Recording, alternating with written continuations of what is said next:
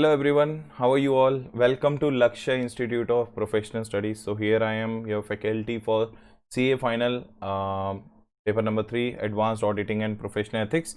So as we all know that till previous session, we have understood section number 132 and section number 133 exclusively. One, I made the video on NFRA where I told you the recent developments of the NFRA. If you remember the last video which I made you uploaded, it was relating to NFRA slapping the Deloitte for getting involved in the fraudulent activities in connection with the IL and FS audit. There I told you everything in detailed about the National Financial Reporting Authority, and also we have done section number 133 which was known as accounting standards to be prescribed by central government. So now we are on the edge of completion of our company audit. So in the company audit, we are left with the two sections, section number 135, which is known as corporate social responsibility, and section number 137, which is known as filing of financial statements with ROC. So without wasting the time, let us first understand with the section number 135, which talks about corporate social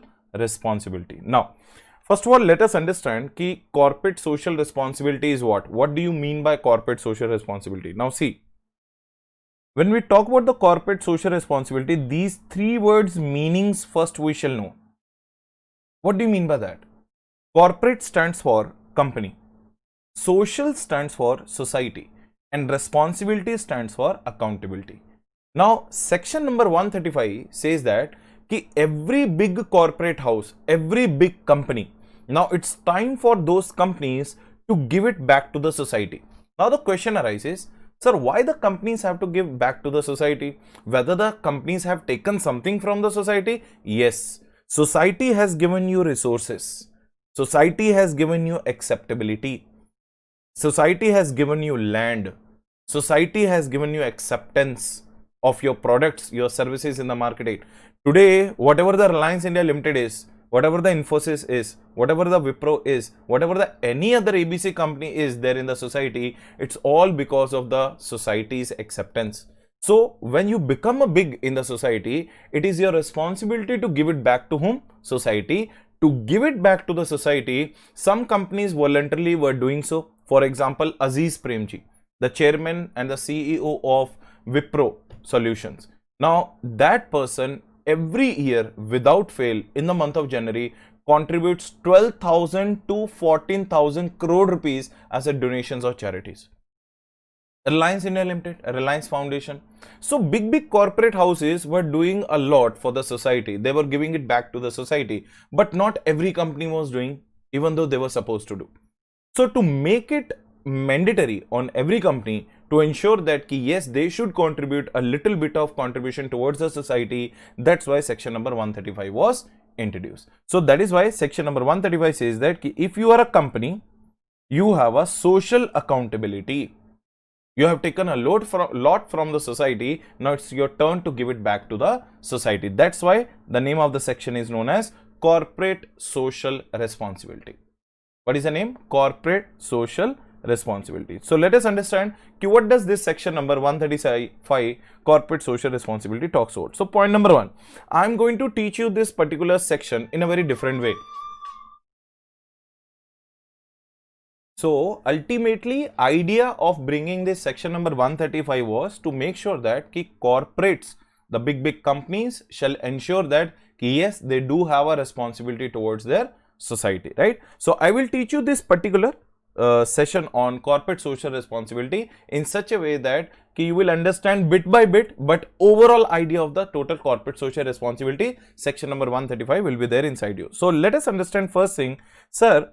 You all know that there are some schedules in the Companies Act, like we have schedule number 2 for the depreciation rates, like we have schedule number 5 for the managerial remuneration limits, we have the schedule number 3 which we call at AFRF, applicable financial reporting framework. Like that we have schedule number 7. Sir, what is the schedule number 7?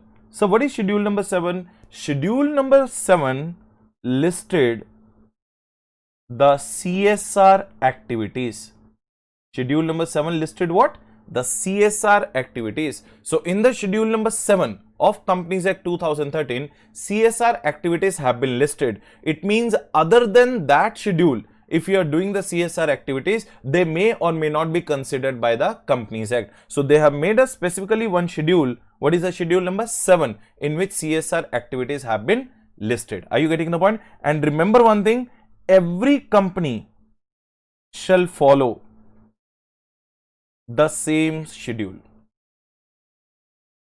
Every company shall follow the same schedule listed CSR activities only. It means even if you want, you can't do any activity other than listed in the schedule 7. Are you getting the point? Until and unless the intention is matching the intention of the section number 135. Now, section number 135 is basically saying do something, donation, do some charity for the society. It's time that we should give it back to the society. That is why it is under Companies Act. And remember, this is only applicable to the companies. Are you getting the point? Only applicable to the companies, not to the partnership firm, not to the sole proprietors. It is only applicable to the companies. I hope I made it clear. Yes. So what is schedule number 7? Schedule number 7 gives us the list of all those CSR activities what every company shall follow. Now, point number 2. Sir, applicability. What is the point number 2? Applicability. Sir, section number 135 is applicable on whom? It is applicable to every company. It is applicable to every company. Sir, every company, literally speaking, every company. Sir, what do you mean by every company? Let it be listed company or unlisted company. Let it be private company or public company.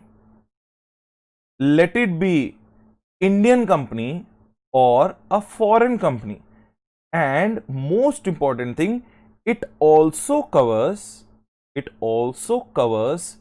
section 8 company. It means if you are a section 8 company, then also section number 135 CSR is applicable on you.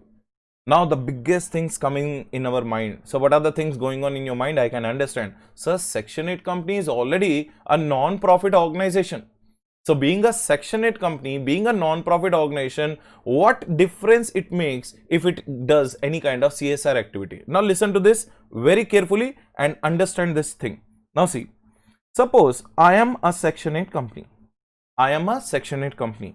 In my MOA, under my object clause, I'm giving you the example. So I am a section 8 company. In my MOA, under the object clause, it is written that 400 cancer patients operations free of cost. FOC means free of cost. So I will do 400 cancer patients operations free of cost per financial year. Now this is my social responsibility towards the society. Now where it is written in my object clause. Under what? Under the memorandum of association of what? Of a section 8 company. Do you agree that or not? Now I did the 400 cancer patient operations free of cost. Now tell me, did I do any CSR activity or did I do my duty?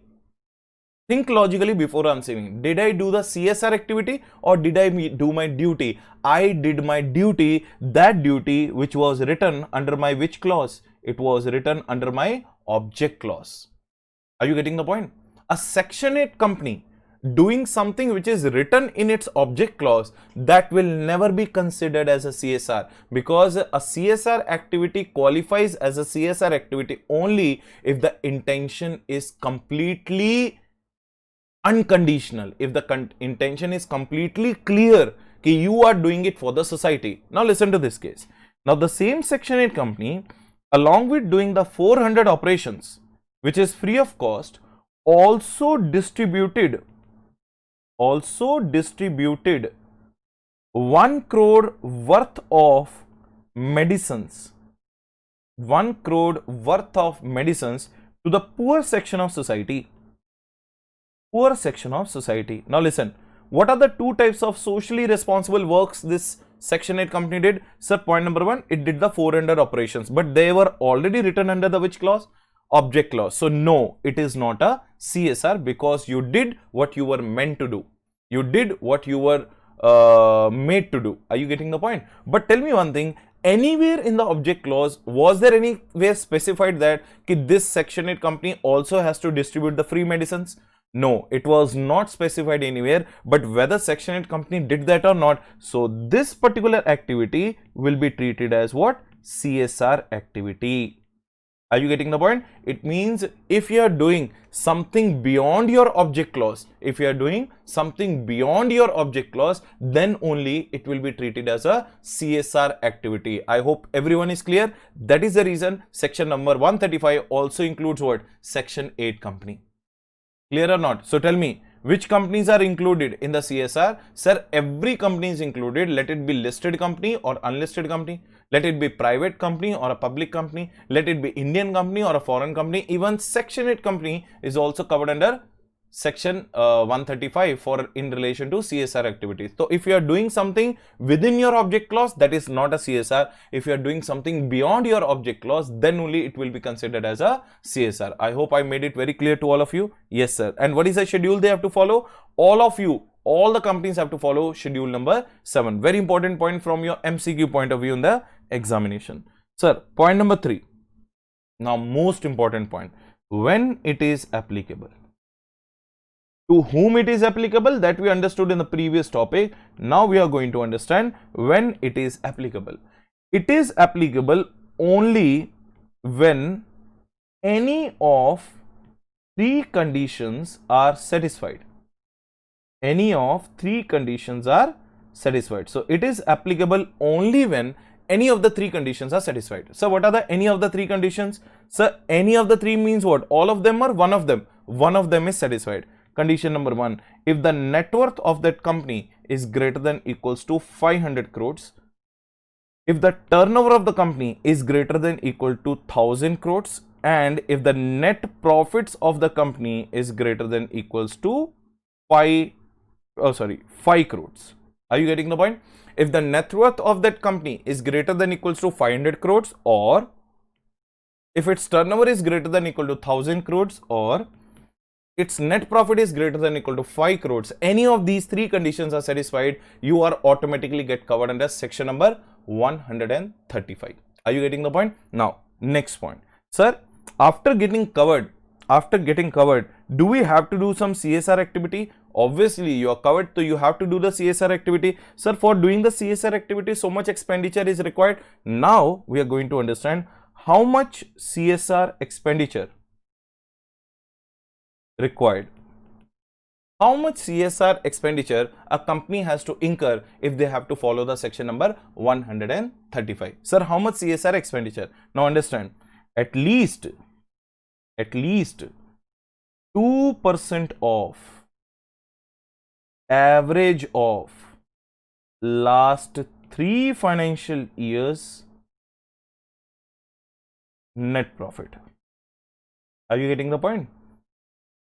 Sir, how much? At least 2% of average of last 3 financial years net profits. पिछले 3 साल का net profits we have to take. We have to take the last 3 years financial statement net profits. Do the average of that on that at least 2%. Sir, can we do 3%? Yes. Sir, can we do 4%? Yes. Can we do 6%? Yes. But minimum how much percentage? 2% of average of last 3 financial years net profit. I hope everyone is crystal clear. Yes, sir. We are crystal clear. Now, point number 5. Sir, does it or it means CSR expenditure? Sir, does CSR expenditure qualify for business expenditure? What do you mean by that, sir? Now listen to this. Are we allowed to put the debit of CSR expenditures on the debit side of P&L account? Are we allowed or we are not allowed? Sir, answer is we are not allowed. Answer is we are not allowed. So, no, it does not qualify as a business expenditure. No, it does not qualify as a which expenditure? Business expenditure. No, we are not allowed to take the debit benefit of CSR expenditure in the P&L statement. Sir, why? Think logically, sir. If you are debiting it, are you indirectly saving the 30% of your tax or not? Now, suppose Reliance India Limited has done 500 crores of CSR. if they will be allowed to debit the 500 crore rupees in their P&L account, are they saving the 30% tax on 500 crores or not? Because their net profit will get reduced by the 500 crores. On that 30%, if you calculate 150 crore rupees of tax, this company is saving on the basis of CSR. So instead of doing the social welfare, you are indirectly doing your welfare, na? So no, it does not qualify as a business expenditure. Are you getting the point or not? So point number 1, what we understood, sir? Which schedule activities? Schedule number 7 activities. Point number 2, to whom it is applicable? Applicable to every company. Point number 3, sir, when it is applicable? Only when any of the 3 conditions are satisfied. And next point, how much CSR expenditure? Sir, at least 2% of average of last 3 financial years net profits. And sir, does it qualify as a business expenditure? Answer is no, it does not qualify as a business expenditure. Right or not? Now point number 6. Point number 6, sir, if it is once covered, is it covered for throughout the life? It means, is there any time period when the company may get exemption on the CSR activity? Is there any time period? Answer is yes. Now listen to this. Exemption under section 135. So when you will get the exemption under section 135. Now listen to this carefully. If a company continuously for 3 financial years, if a company continuously, again using the word continuously for 3 financial years does not satisfy any of above 3 conditions, so which 3 conditions? Net worth condition, turnover condition, net profit condition. Did not satisfy net worth, which should be greater than equal to 500 crores. Did not satisfy turnover, which should be greater than equals to 1000 crores. Did not satisfy net profit, which should be greater than equal to 5 crores. Sir, none of the condition is satisfied. That too for continuously how many financial years? Sir, 3 financial years it did not satisfy. Then from 4th financial year, CSR section and its provisions will not be applicable. Sir, why it will not be applicable? Because for the continuously 3 financial years, neither your net profit, nor your net worth, nor your turnover provisions are matching.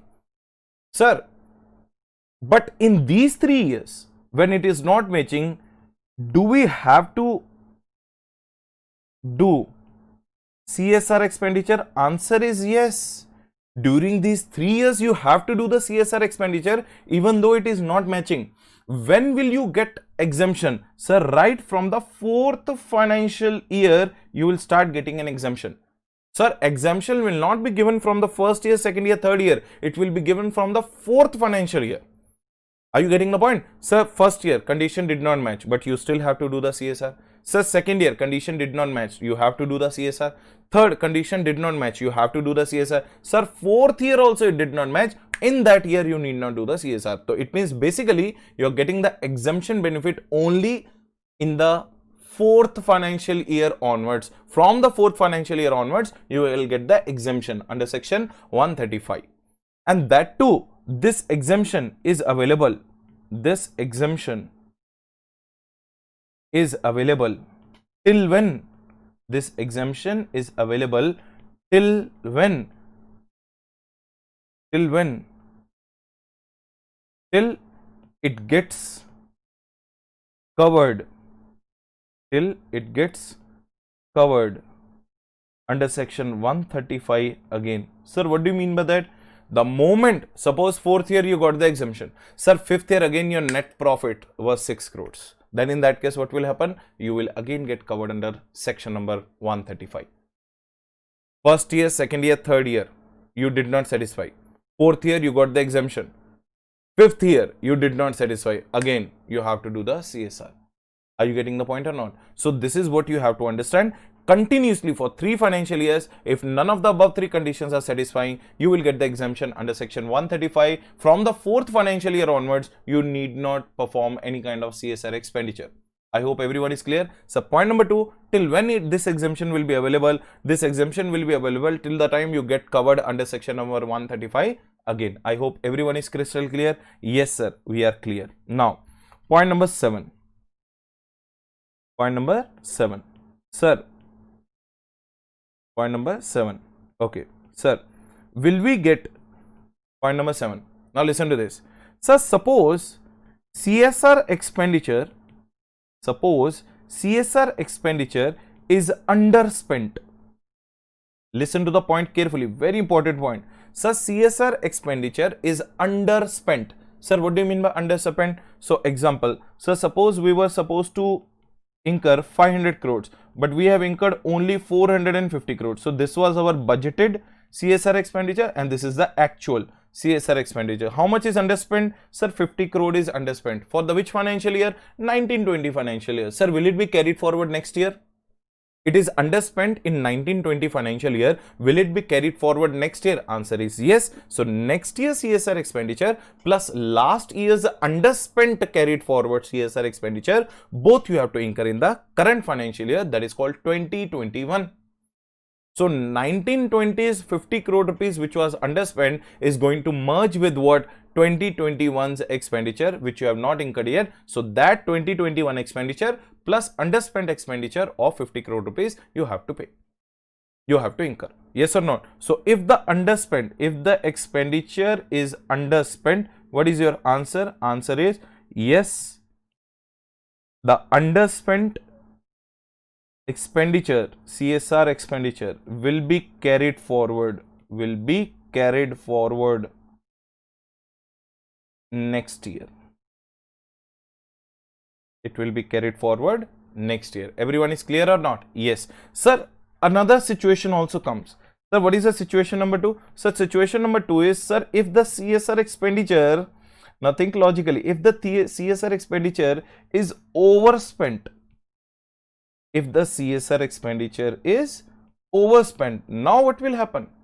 Now example, budgeted was rupees 500 crores which was budgeted, but actually we have spent 550 crores. Now how much is overspent? Overspent is again 50 crores. So will it be allowed to be reduced from the next year financial year? Answer is no. CSR is for the society, na? You did it more for the society, you should be proud of yourself. But no, overspent will not be allowed to be deducted in the next year. It will not be allowed to be adjusted in the next year. Underspent will be adjusted next year, but overspent will not be adjusted next year. Am I clear to everyone? Yes, sir. You are clear. Now listen to this. No, it will not be adjusted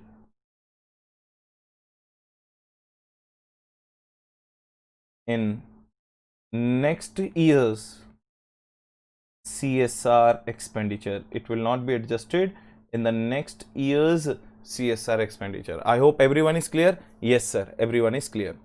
Did you understand the point? Now very important point we have to understand, sir. Point number 8, CSR committee. So what is the point number 8? CSR committee. Sir, what do you mean by CSR committee? Now remember one thing, to do the CSR expenditure, every company which is covered under section number 135 has to incorporate a committee called CSR committee. They have to incorporate a committee called CSR committee. So sir, what is CSR committee? Basically, why do we incorporate a CSR committee? Now understand one thing. Sir, CSR committee mein kya hoga? Sir, in the CSR committee, some directors will sit. These directors will open the schedule number 7. In the schedule number 7, what is given? So listed CSR activities are given. They will select 1 or 2 of them and then they will give the directions to the board of directors that this particular amount of 2% of average of last 3 years profit, whatever the CSR expenditure budgeted we have thought of, you have to spend on these activities. So basically, CSR committee is the one which will give directions to the board of directors where to spend, where not to spend. Are you getting the point or not? कहां पे पैसा खर्चा करना है, कहां पे पैसा नहीं खर्चा करना है, where to spend, where not to spend will be completely directed by CSR committee to the board of directors. So first we have to understand how to constitute CSR committee. right? So answer is by board. Who will constitute the CSR committee? By board. But listen to this very carefully. If you are a listed company, if you are a which company? If you are a listed company, you should have minimum 3 members. Sir, minimum how many members? Minimum 3 members in the CSR committee. 3 members here means what? Directors. And among whom at least one must be independent director. Independent director. So who is independent director? As per section number 149. Subsection 3, subsection 4, subsection 5, subsection 6. All these subsection talks about the independent director. The very first topic which you are going to learn in the paper number 4, corporate and other laws.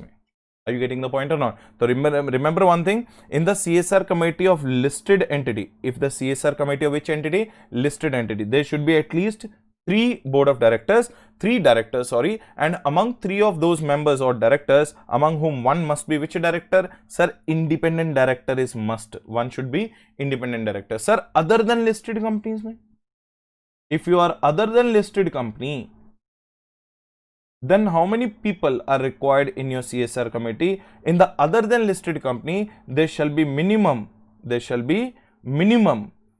members. The minimum how many members? 2 members. No requirement of 3 members and no requirement of any independent director. No requirement of any which director? Independent director. So in case of listed company, independent director is must because that is governed under the SEBI guidelines. But in case of other than listed company, independent director is not required and there is no requirement of any kind of independent director when it comes to CSR committee of a private company or any company other than the listed company. It can run with minimum 2 members, but listed company must have minimum 3 members. I hope everyone is clear. Yes, sir. What is the function? What is the function of CSR committee? What this CSR committee will do? Function of CSR committee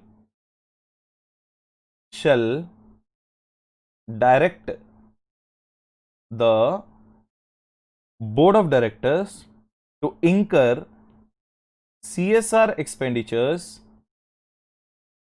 on CSR activities. Are you getting the point? CSR activities chosen from, filling the blanks, chosen from Schedule 7. Whatever the activities they will choose from Schedule 7, that activity list they will hand over it to the board of directors. Board of directors will take out the money from the net profits of average of last 3 years, that is minimum 2% on that, and that they will incur on those activities which have been chosen by CSR committee. And board of directors shall report the same, shall report on CSR expenditure to whom? To the CSR committee. I hope now you understood the importance of CSR committee or not. So sir, CSR committee का होना बहुत जरूरी है. It is mandatory to have a constitution of CSR committee. Regarding the composition, I told you who constitutes. Board of directors constitute, but how many members are required? The members are required as per listed company minimum 3, other than listed company minimum 2. Are you getting the point or not? Yes, sir. Is there any penalty? Sir, is there any penalty? Point number, I think 9. Yes, sir. So, is there any penalty on non-compliance of section number 135? Is there any penalty on the non-compliance of section number 135? Answer is yes, there is a penalty on the non-compliance of section number 135. Sir, what is the penalty? Sir, same as section number 134. If you remember, what is the penalty in section number 134? In the section number 134, penalty is on 2 types of persons. One is a company and one is the officers in default. Now, if you have not complied with section number 135 or 134, what is the penalty on the company? Company will be liable to a penalty of minimum 50,000. Minimum how much? 50,000. Maximum 25 lakhs on the company for the non-compliance of section number 135. It is same as section number 134. And on the officers in default, it is minimum 50,000 If you remember, go back to the section number 134. We have already covered over there. Minimum 50,000, maximum 5 lakhs, or imprisonment up to 3 years, or both. Are you getting the point? This is a penalty for the non-compliance of section number 135 as well as section number 134. I hope everyone is crystal clear or not? Yes, sir, we are crystal clear. Now listen to this very carefully. Listen to this very, very carefully. Sir, when this penalty is imposed, when to be imposed, that is a major point you have to understand. When to be imposed, not on non-spending of CSR expenditure. If the board of director fails to spend the CSR expenditure, penalty will not be imposed if they fail to spend the CSR expenditure. Rather, it will be imposed when they fail to justify why it was not spent. I hope you understood my intention. Listen to this very carefully. It's a very logical thing. Sir, when the CSR expenditure is not spent, you all know that there is a provision that it will be carried forward next year. Yes or not? If it is underspent, what will happen to the CSR expenditure? It will be carried forward to the which year? Sir, next year. Are you getting the point or not? But when the penalty will be imposed, when the board of directors fails to justify to the CSR committee ki why we have not spent. If you have an option, if you have a purpose, if you had an area to spend, then you are not spending, that is your fault. But if you have not spent just because of any uncontrollable reasons, then penalty will not be imposed. So penalty will not be imposed. When to be imposed? Penalty will not be imposed on non-spending of CSR. Rather, it will be imposed when? It will be imposed when you are unable to justify why it was not spent. I hope everyone listening to my class have clearly understood. So imposition is when you are unable to justify why you did not spend. But if you have not spent, no penalty. Unable to justify, penalty. What penalty? Company OID. As per section number 134, 135, same. This is what do you mean by CSR activities, section number 135. So shall we do the quick revision? Yes, sir. Quick revision to banta hai. So tell me one thing. What is the schedule for the CSR activity? Say schedule number 7. Sir, it is applicable to whom? It is applicable to every company, sir, in India, outside India, listed, unlisted, public, private. Next point, sir, does it cover Section 8 company? Yes, because if the Section 8 company is doing something which is beyond its MOA, then only it will be treated as CSR. Otherwise, within its MOA, if it is doing, it is not a CSR. Okay, sir, that also we understood. Sir, next one, when it is applicable? Sir, it is applicable if any of the three conditions are satisfied. If the net worth is greater than equals to 5 crores, if the turnover is greater than equals to 1000 crores, 500 crores, net worth is greater than equal to 500 crores, turnover is greater than equal to 1000 crores, or the net profit is greater than equals to 5 crores. Okay, sir. Sir, how much CSR expenditure do they have to spend every year? Sir, minimum 2% of average of last 3 years financial years net profits, right? So, sir, does it amount to any business expenditure? Answer is no, it does not qualify as a business expenditure. Sir, is there any possibility that we may get the exemption under section number 135? Yes, for the continuously 3 years, if none of the three conditions have been satisfied, then there's a possibility that you may get the exemption from the 4th year onwards, till the time you're not getting covered under 135 again. Next point, sir, if the CSR is underspent, what to be done? Yes, it will be carried forward to the next year. But if it is overspent, no such eligibility of carry forward next year. Next year, it will not at all will be allowed to be adjusted. Sir, CSR committee के बारे में बताओ. Sir, CSR committee has to be constituted by the board of director. If it is a listed company, it must be constituted with 3 members, at least one of whom should be independent director. If it is other than listed company, then it should be with the 2 members without any requirement of having any independent director. Okay, sir. What does the CSR committee do? CSR committee will take out the CSR activities from the schedule number 7 and it will be forwarded to the board of directors to make sure that they are doing the expenditure on the such activities. Next one, sir, penalty on the non-compliance of section number 135. Sir, it is same as section number 134. The only difference is it will not be imposed on non-spending of CSR. Rather, it will be imposed when there is a non-justification of non-spending of CSR. I hope I'm crystal clear to everyone. सबको समझ में आ गया? Sir, ये समझ में आ गया CSR expenditure. Now, I will give you some examples how they may ask you the question in the examination when it comes to section number 135. So let's do it here itself only. Suppose, now let me give you some case 1, case 2, case 3 like that, so that we can understand how they may ask you the questions in the examination. Suppose case 1, they are saying that there is one company which spent 650 crore rupees, which is 6% of its average of last 3 years net profit. There is one company which has spent 650 crores, which is 6% of its average of last 3 years net profit on what? On opening a university where the children of his company's staff will be getting free education. Will be getting what? Free education. Answer is it a CSR activity or is it not a CSR activity? Answer is no, it is not a CSR activity. But if you can dare to tell me, then I'll be very happy. If you have told the answer in your own mind, then also you should be happy. Now understand one thing.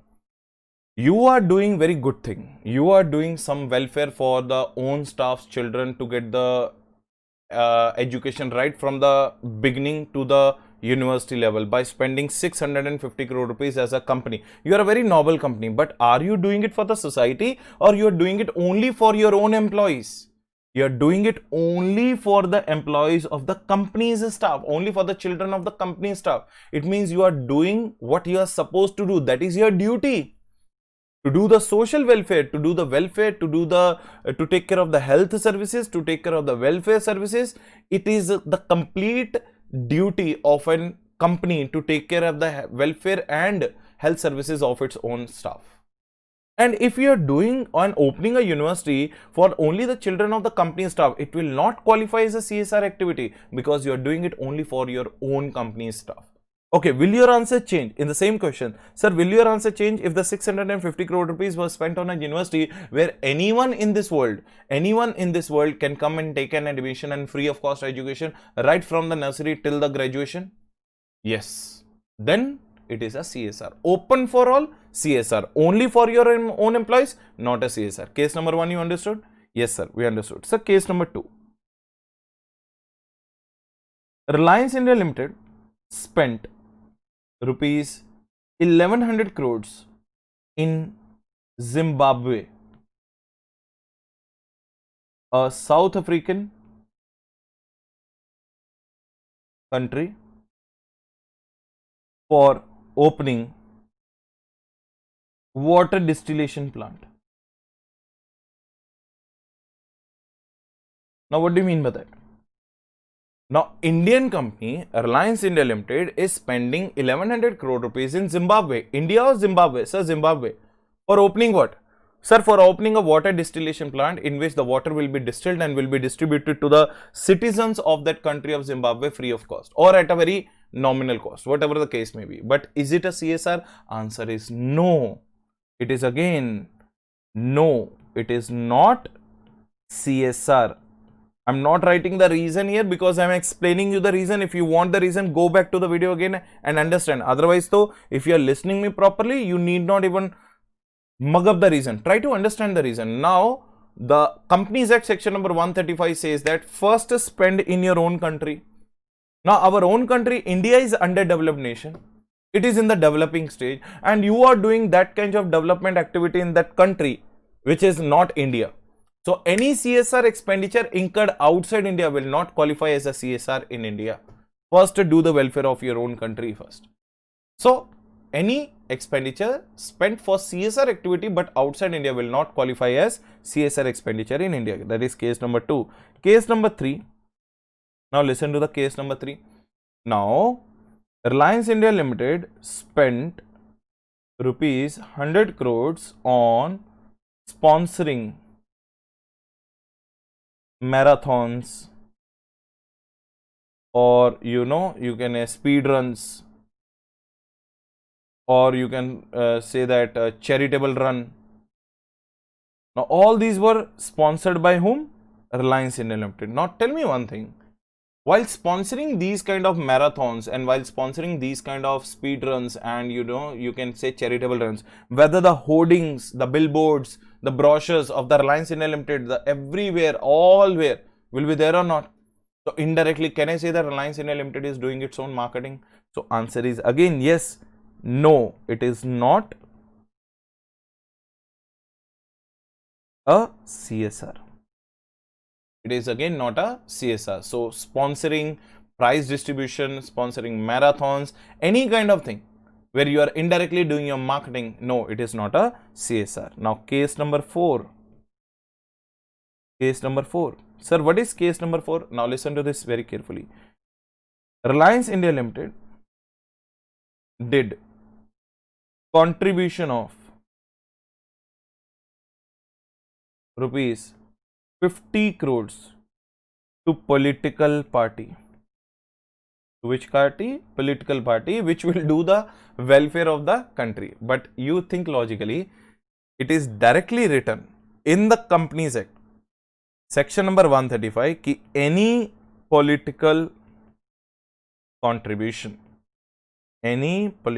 contribution either directly or indirectly is not a CSR activity. So answer will remain same. No, it is not a CSR activity. Sir, I gave 200 trucks to the AAP government. I gave 200 trucks to the AAP party to do the campaigning of their elections for coming the year 2024. No, then also it will not be a CSR. Either you are giving the direct political contribution or you are giving the indirect political contribution. In any of the way, it will not qualify as a CSR activity. I hope I made it very clear to all of you. Yes sir, you made us clear. Now case number 5. Case number 5 actually I have already told you. Now anything spent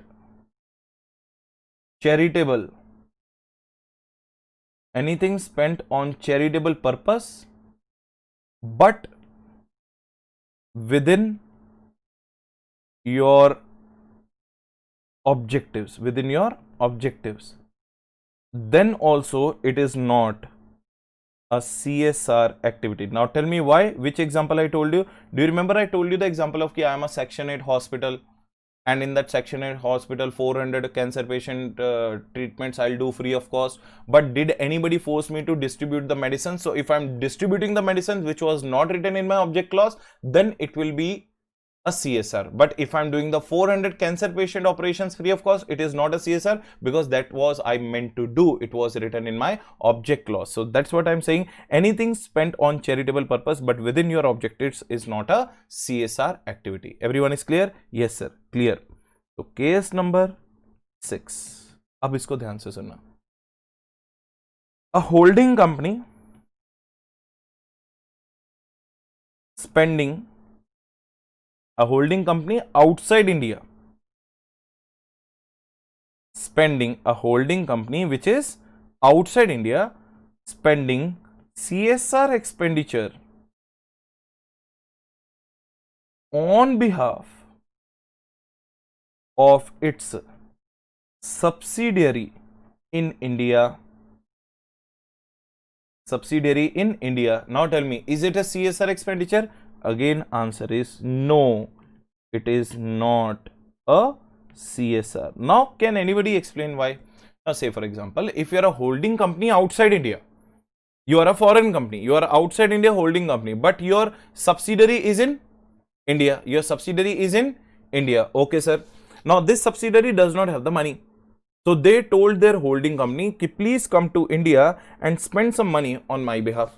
Now, that holding company came to India and spend the money on the behalf of its subsidiary which is in India, but this holding company is outside India. Is it a CSR expenditure? Answer is no. But there is one very different thing you have to understand.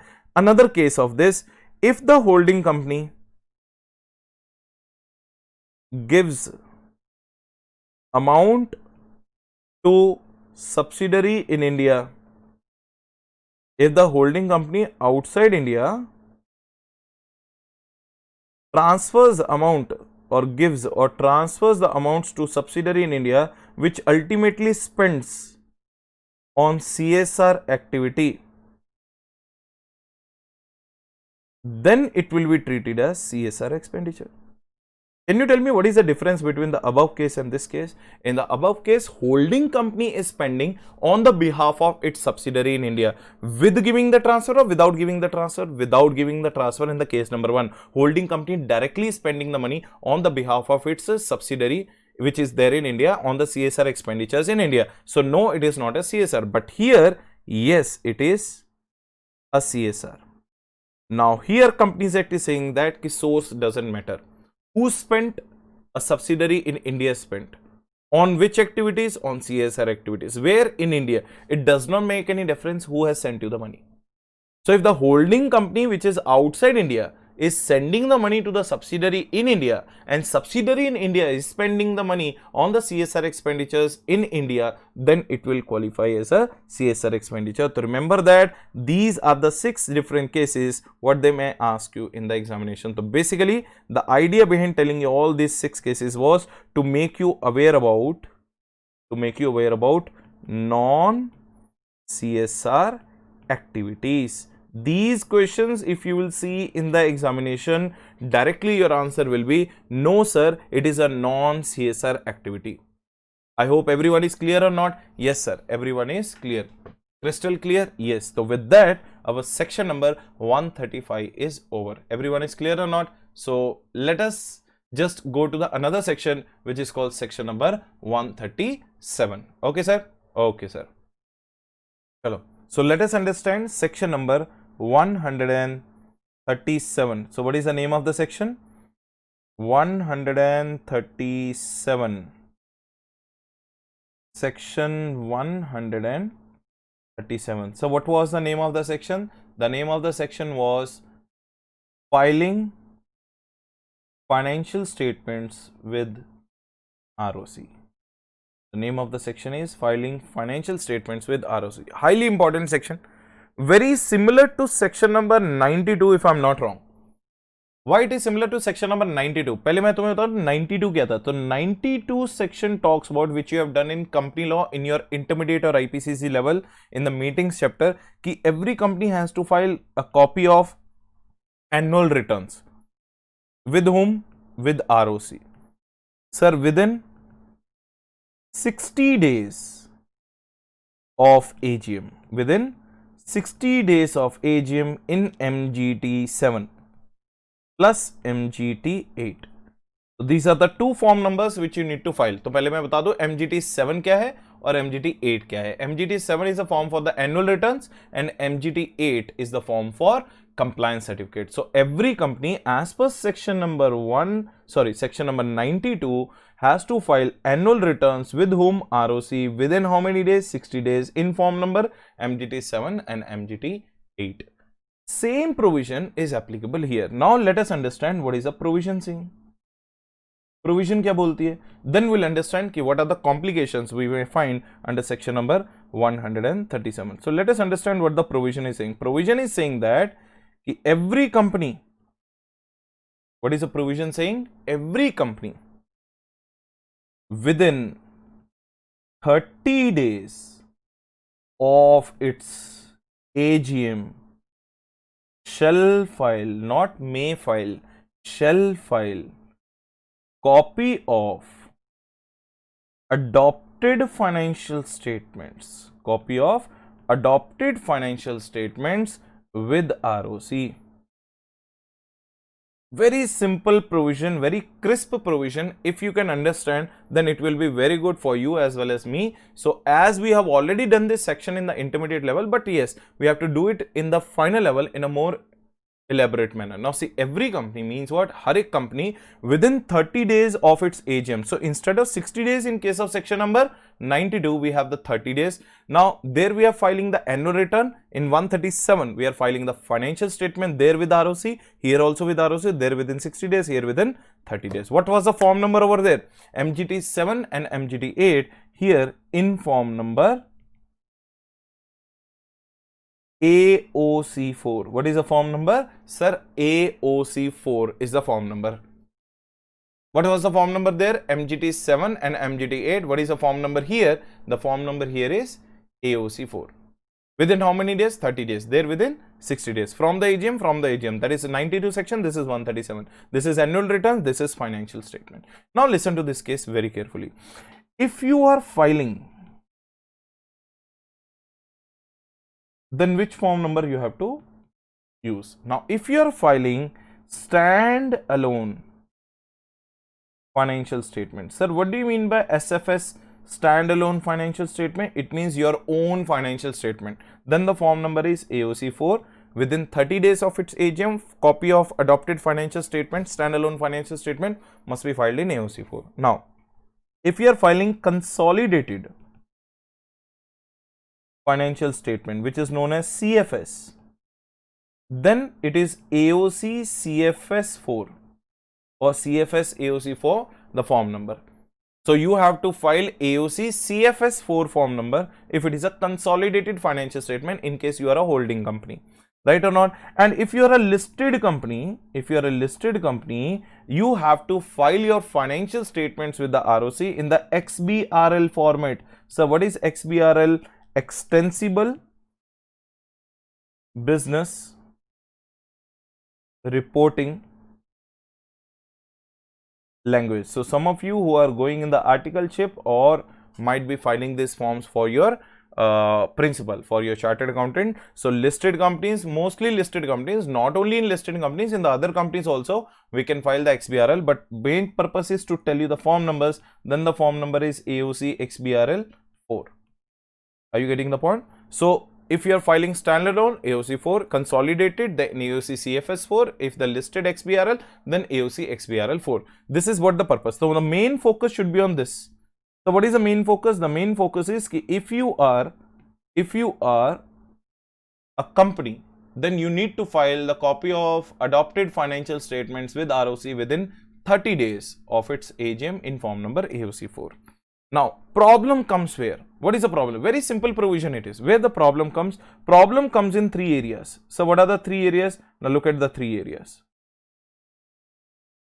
What are the 3 situations? Now, look at the problem.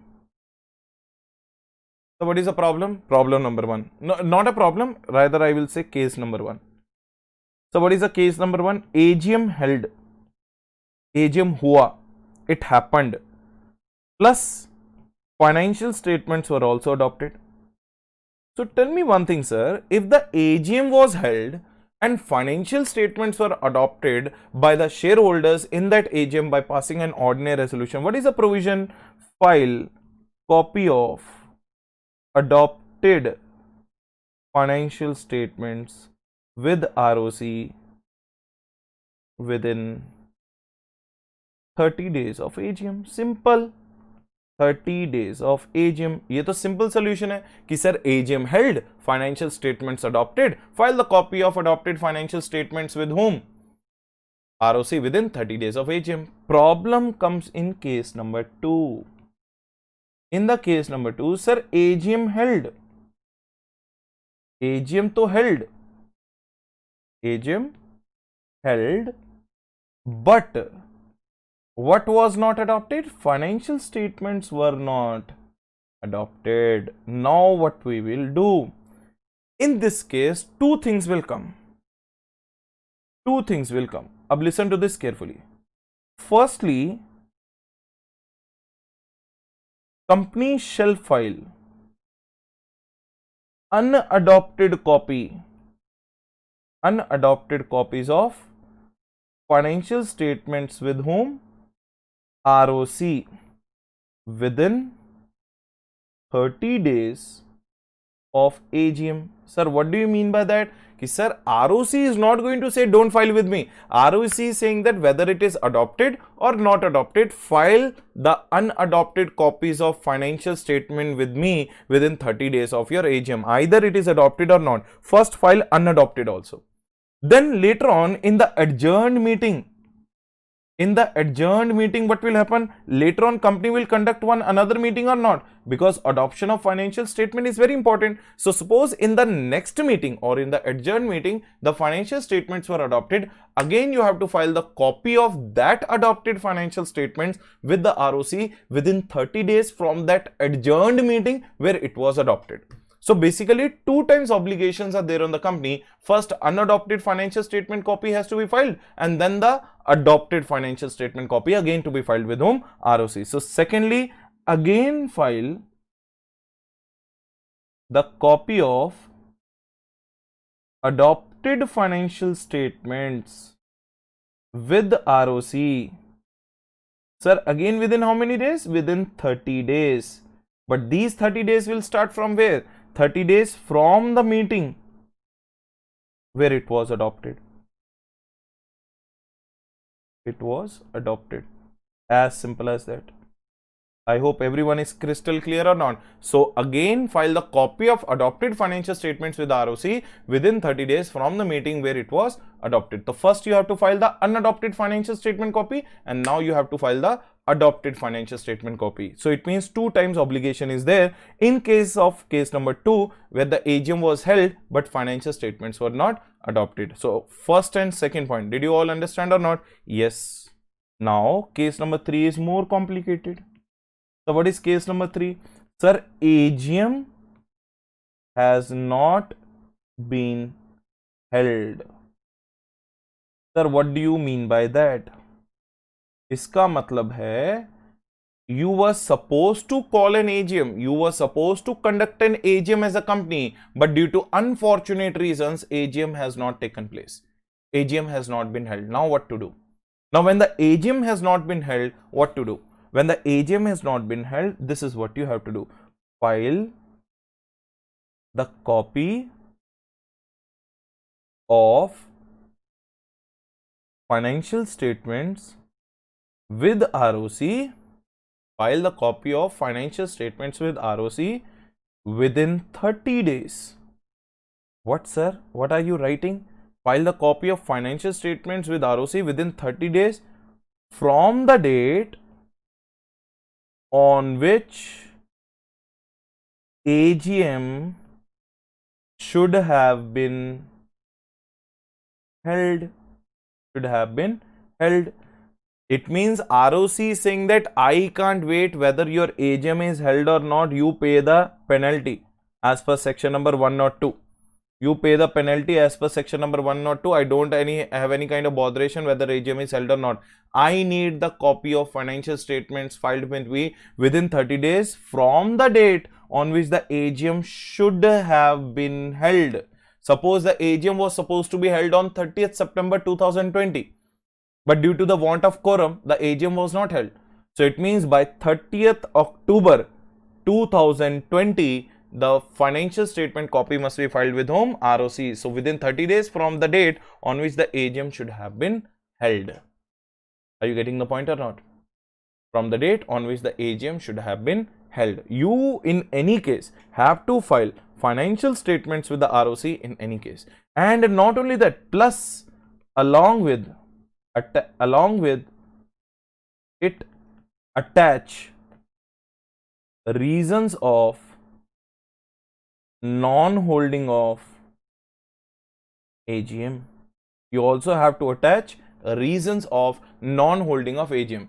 Sir, non-holding of AGM के reasons we have to attach. You have to attach the reasons of non-holding of AGM with the copy of financial statement which you should file within 30 days from the date on which the AGM could have been held or should have been held. Are you getting the point or not?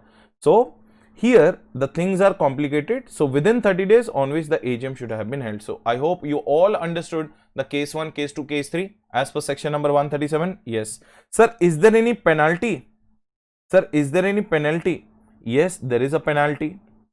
Sir, when the penalty? We will call it as penalty on non-compliance of what? Of section number 137. Listen to this penalty recently has been amended. So there are two types of penalties.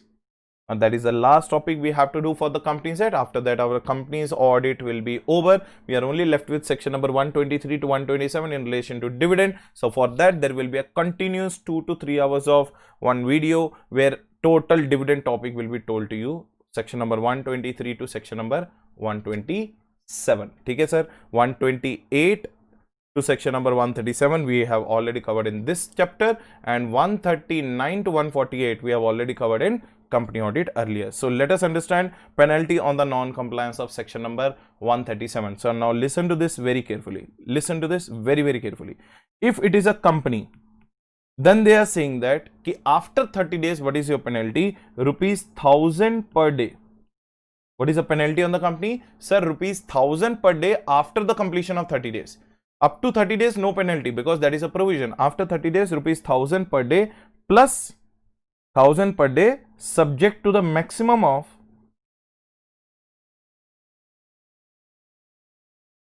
rupees 10 lakhs. It means in any case, the penalty on the company shall not exceed 10 lakhs by calculating 1000 rupees per day. So it means indirectly, if we'll say that 1000 rupees per day means what? 1000 days delay if you will do, that is when your 10 lakhs penalty will come. It means more than 1000 days of delay. If you are doing after 30 days, if your delay is for more than 1000 days, in any case, your penalty shall not be more than 10 lakh rupees. I hope everyone is clear. Now, this is the penalty on whom? This is a penalty on company. Sir, what is the penalty on officers in default? So, on the officers in default, rupees 1 lakh. On the officers in default, rupees 1 lakh plus rupees 100 per day. On the officers in default, rupees 1 lakh is the penalty plus rupees 100 per day of default. You can also say 1000 rupees per day of default, and there you can say 100 rupees per day of default, subject to the maximum of rupees 5 lakhs. Subject to the maximum of rupees 5 lakhs. Are you getting the point or not? So rupees 1000 per day of default, subject to the maximum of rupees 10 lakhs, and here rupees 1 lakh plus 100 rupees per day of default, subject to the maximum of rupees 5 lakhs. I hope everyone is crystal clear. Yes, sir, we are crystal clear. But the question is on whom? Who is officer in default here? Now listen to this very carefully. First, who are liable to be penalized in the category of officer in default? MD and CFO. Don't mix it with 128 and 129 penalty. There I told you the key responsible persons, MD, CFO and whole-time director of a finance department. But here I'm not going to say like that. It is only MD and CFO. Who are the two people? MD and CFO are the two people on whom this penalty will be applicable. Sir, what if the MD or CFO is not there? If not case number one, if not the case number one, then any authorized director, any which director? Authorized director, authorized to comply, any authorized director authorized to comply with section 137. So if the MD and CFO are not there in the company, they have not been appointed in the company, then one particular director who was given this responsibility to do the needful things under section 137, that person will be penalized. So if not them, then this. If MD and not CFO, if neither MD nor CFO, then that particular authorized director who was authorized to comply with section number 137. Sir, what if any such authorized director is not there? If any such authorized director was not authorized, it means no one was told any particular responsibility, then in that case, all the directors will be held responsible to be penalized under section number 137. Are you getting the point? So, point number one, if the MD and CFO is there, then they shall be penalized. If the MD and CFO is not there, that particular authorized director will be penalized. If that particular authorized director is also not there, then all the directors will be penalized. So, with that, section number 128 to section number 137 is also wound up. So what is 128? Just quickly एक revision करते हैं जल्दी जल्दी. Section number 128 था books of accounts. So section number 129 था financial statement. Section number 130 was what? It was reopening of books of accounts and recasting of financial statement. What was section number 131? Voluntary revision of board report of financial statement. Sir, section number 132 NFRA. Section number 133, it was central government prescribing the accounting standards. So what is section number 134? It was board report. So section number 134 subsection 1, signatories of board report and signatories of financial statement. Section number 134 subsection 5, it was what? Director responsibility statement. Section number 135, CSR responsibility, corporate social responsibility. Section number 136, sending the copy of financial statements to the members. And section number 137, filing of financial statements with ROC.